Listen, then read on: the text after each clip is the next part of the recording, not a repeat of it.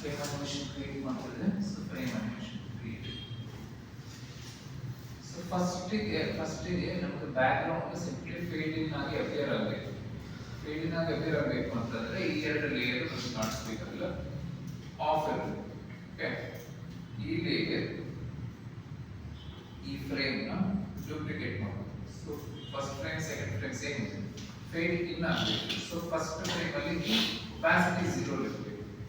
Layer select, background layer 0% opacity. Second layer ಕೂಡ 0 ಆಯ್ತು. ವಾಪಸ್ ಸೆಕೆಂಡ್ ಲೇಯರ್ ನ ಸೆಲೆಕ್ಟ್ ಮಾಡಿ ಮತ್ತೆ ಸೆಕೆಂಡ್ ಫ್ರೇಮ್ ನ ಸೆಲೆಕ್ಟ್ ಮಾಡಿ 100 ಮಾಡಿ.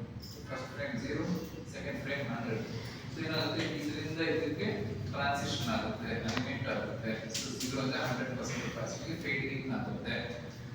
So doing well next frame ಎಷ್ಟು ಫ್ರೇಮ್ ಅಲ್ಲಿ ಕ್ಲೀನ್ ಆಗಬೇಕು, ಒಂದು 20 ಫ್ರೇಮ್ಸ್ ಅಲ್ಲಿ ಆಗಬೇಕು. 24 ಕೊಡ್ಬೋದು ಅಂತ. ಇದು ಎಷ್ಟು ಫ್ರೇಮ್ಸ್ ಪರ್ ಸೆಕೆಂಡ್ ಅಂತ ಇಲ್ಲಿ ಫ್ರೇಮ್ ರೇಟ್ ಚೂಸ್ ಮಾಡಿ, ಈ ಆಪ್ಷನ್ ಏನು ತೋರಿಸ್ತಲ್ಲ, ಬೈ ಡಿಫಾಲ್ಟ್ 24 ಏನೋ ಮಾಡ್ತೀನಿ. Next video time line create ಮಾಡ್ಬೇಕಾದ್ರೆ ಫ್ರೇಮ್ ರೇಟ್ ಚೂಸ್ ಮಾಡ್ತೀನಿ. ಈ ಸದ್ಯಕ್ಕೆ 20 ಫ್ರೇಮ್ಸ್ ಅಂತ ಚೂಸ್ ಮಾಡ್ತೀನಿ. ಅಂದ್ರೆ 0 ಒಪಾಸಿಟಿ ಇಂದ 100 ಒಪಾಸಿಟಿ ಬರುತ್ತೆ. ಆಲ್ ಲೇಯರ್ಸ್ ಬೇಕಾ ಸೆಲೆಕ್ಟೆಡ್ ಲೇಯರ್ ಬ್ಯಾಕ್ಗ್ರೌಂಡ್ ಮಾತ್ರ, ಯಾರು ಬೇರೆ ಏನು ಈ ಸದ್ಯಕ್ಕೆ ಅಪಿಯರ್ ಆಗಲ್ಲ. ಎಫೆಕ್ಟ್ಸ್ ಎಲ್ಲ ಒಪಾಸಿಟಿ ಓಕೆ ಕೊಟ್ರೆ ಅದು ಪ್ಲೇ ಮಾಡೋದು ಫೇಡ್ ಇನ್ ಆಗುತ್ತೆ. ಓಕೆ, ಸ್ಟಾಪ್ ಮಾಡೋಣ. ಲಾಸ್ಟ್ ಫ್ರೇಮ್ ಬರೋಣ. 22nd frame full opacity appear ಆಗಿದೆ. ಸೊ ಇದನ್ನ ಮತ್ತೆ ಡೂಪ್ಲಿಕೇಟ್ ಮಾಡ್ಕೊತೀನಿ. 23rd ಫ್ರೇಮ್ ಬಂದ 23rd ಫ್ರೇಮ್ ಮತ್ತೆ ಎರಡು ಲೇಯರ್ಸ್ ಅಪಿಯರ್ ಆಗುತ್ತೆ. ಅಪಿಯರ್ ಆಗೋದು ಹಿಂಗೆ ಅಪ್ಲೋಡ್ ಟೈಪ್ ಪಟ್ ಅಂತ ಬರೋದಿಲ್ಲ, ಫೇಡ್ ಇನ್ ಆಗಬೇಕು, ಮೂವ್ ಆಗಬೇಕು ಎಲ್ಲ. 22nd ಫ್ರೇಮ್ ಅಲ್ಲಿ ಮೊದಲೇ ಬ್ಯಾಕ್ಗ್ರೌಂಡ್ ಇದೆ, 23rd ಫ್ರೇಮ್ ಅಲ್ಲಿ ಎರಡು ಕಂಟಿನ್ಯೂ. ಸೊ 23rd ಫ್ರೇಮ್ ನೇ ಮತ್ತೊಮ್ಮೆ ಡೂಪ್ಲಿಕೇಟ್ ಮಾಡಿ.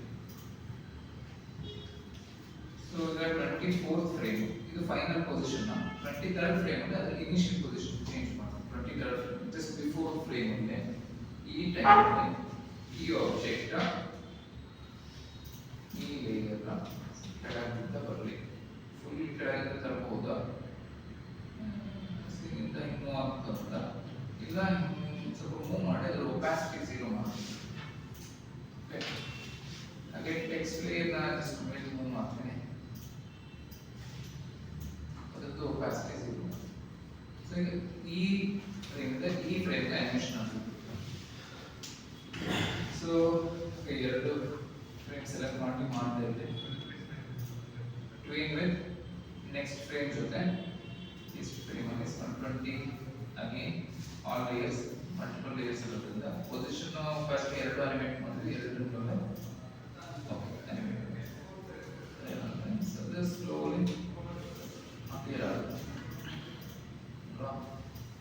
ಆಮೇಲೆ ಫೈನಲ್ ಆಗಿ ಈ ಪೊಸಿಷನ್ ಬರೋದು ಸ್ಟಾಪ್ ಆಗುತ್ತೆ.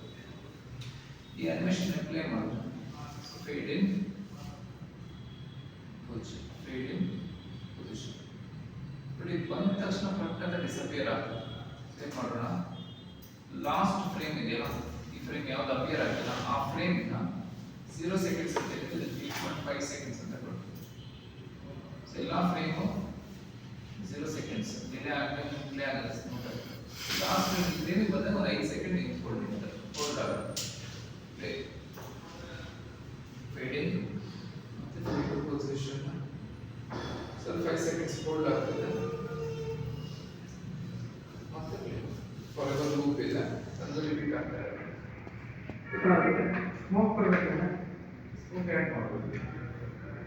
ಇನ್ನೊಂದು ಲೇಯರ್ ಜಸ್ಟ್ ಆ್ಯಡ್ ಮಾಡಿದ್ರೆ ಪ್ಲಸ್ ಲೂಪ್ ಲಾಸ್ಟ್ ಫ್ರೇಮ್ ಮತ್ತೊಮ್ಮೆ duplicate ಮಾಡ್ಕೊಳ್ತೇನೆ.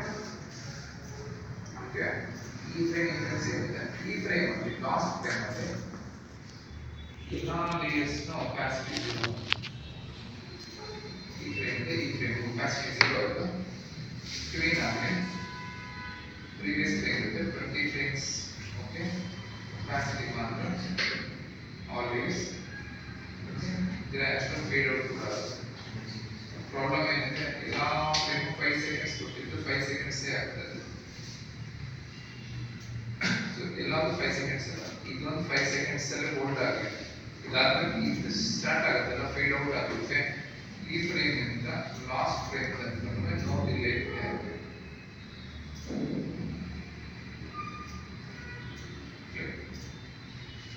Fade out, fade in, text image appear, 5 seconds delay.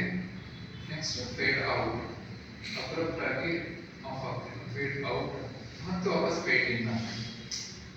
ಅಷ್ಟೇ, ಒಂದು ಲೂಪ್ ಆಗುತ್ತೆ.